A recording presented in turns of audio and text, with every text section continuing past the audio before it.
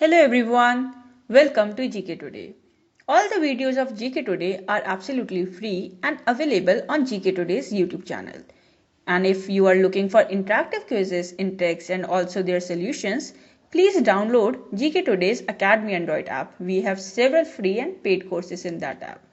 Now this particular series is of 60 videos and in each video we are going to discuss select 15 questions and we shall also do 500 test questions after end of this series. Now let's start with the questions on Indian polity. So the first question is, which section of IPC pertains to a public servant unlawfully buying or bidding for property? So you have the following options and the correct answer is option A, that is section 169. So the section 169 of the Indian Penal Code of 1860 pertains to a public servant unlawfully buying or bidding for property. The public servant shall be punished with imprisonment of up to 2 years or with fine or both. Now the next question is, in which year the Benami Transactions Prohibition Act was passed? So you have the following options and the correct answer is option C, that is in the year 1988.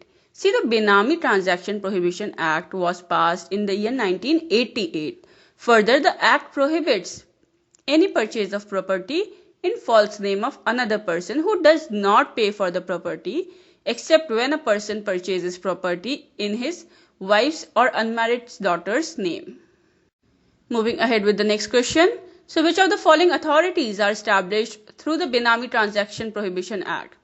Initiating officer, approving authority, administrator, adjudicating authority. So you have to select the correct options from the codes given below. And the correct answer is option D, that is 1, 2, 3 and 4 are correct.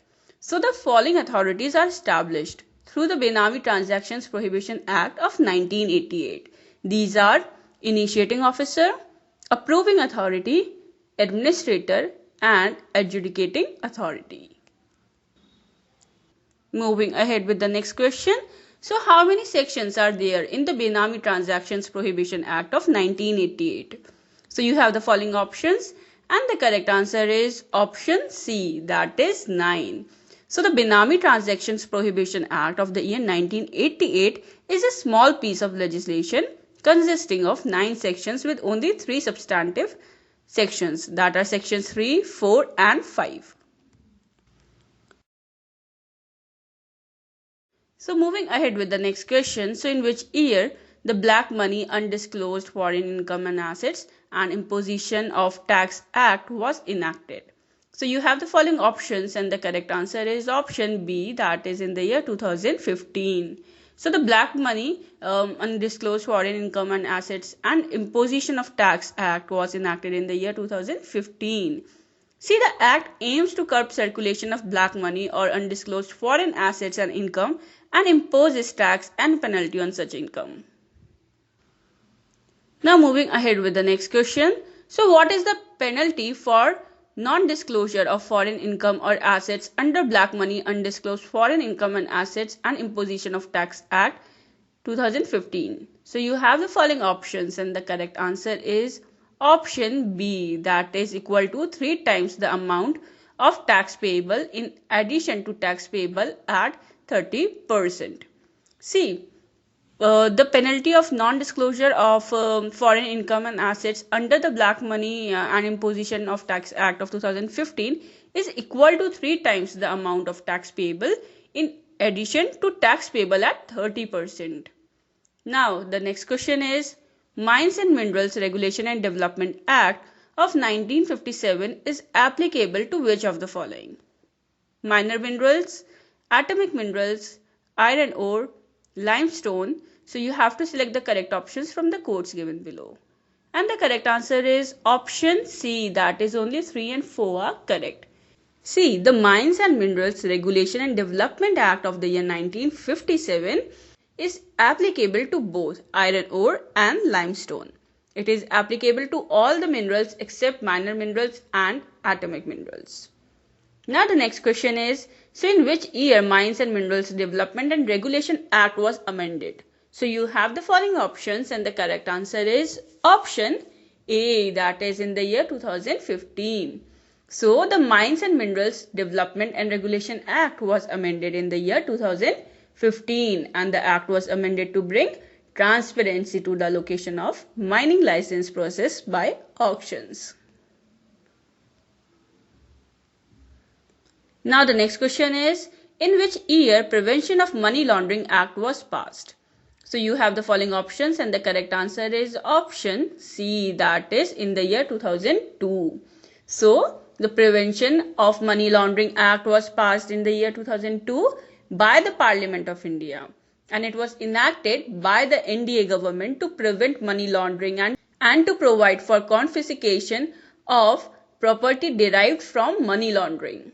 Now the next question is, which of the following are the objectives of Prevention of Money Laundering Act 2002? To prevent and control money laundering, to confiscate and seize the property obtained from the laundered money, to deal with any other issue connected with money laundering in India. So you have to select the correct options from the codes given below. And the correct answer is option D, that is 1, 2, 3 are correct. So the objectives of Prevention of Money Laundering Act of 2002 are as follows. Firstly, it aims to prevent and control money laundering. Secondly, to confiscate and seize the property obtained from the laundered money. And thirdly, to deal with any other issue connected with money laundering in India.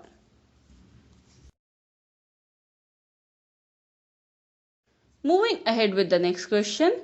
So who appoints the adjudicating authority under Prevention of Money Laundering Act of 2002? So you have the following options, and the correct answer is option A, that is central government. So the adjudicating authority under Prevention of Money Laundering Act 2002 is appointed by the central government through notification to exercise jurisdiction, powers and authority conferred under Prevention of Money Laundering Act.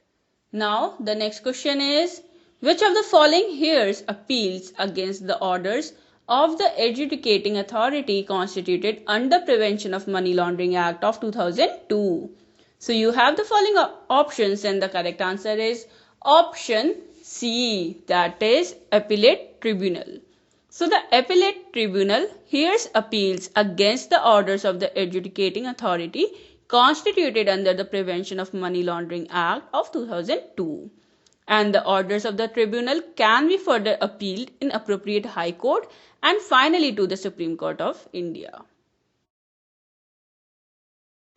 Moving ahead with the next question. So the Financial Intelligence Unit India was set up by the Government of India in which year? So you have the following options, and the correct answer is option A, that is in the year 2004. So the Financial Intelligence Unit India was set up by the government on 18th November 2004, and it is the central national agency responsible for receiving, processing, analyzing and disseminating information relating to suspect financial transactions. Moving ahead with the next question. So Whistleblowers Protection Bill became a law in which of the following years? So you have the following options, different years, and the correct answer is option D, that is the year 2014. So basically in the year 2011, the Whistleblowers Protection Bill was proposed, which finally became a law in the year 2014. The Whistleblowers Protection Act of 2014 established a mechanism to receive complaints related to disclosure of allegations of corruption or willful misuse of power or discretion against any public servant. Further, it also established a mechanism to inquire or cause an inquiry into such disclosure. Now, the next question is, the Whistleblowers Act 2014 has overridden the Official Secrets Act of which year? So you have the following options, and the correct answer is option B, that is in the year 1923.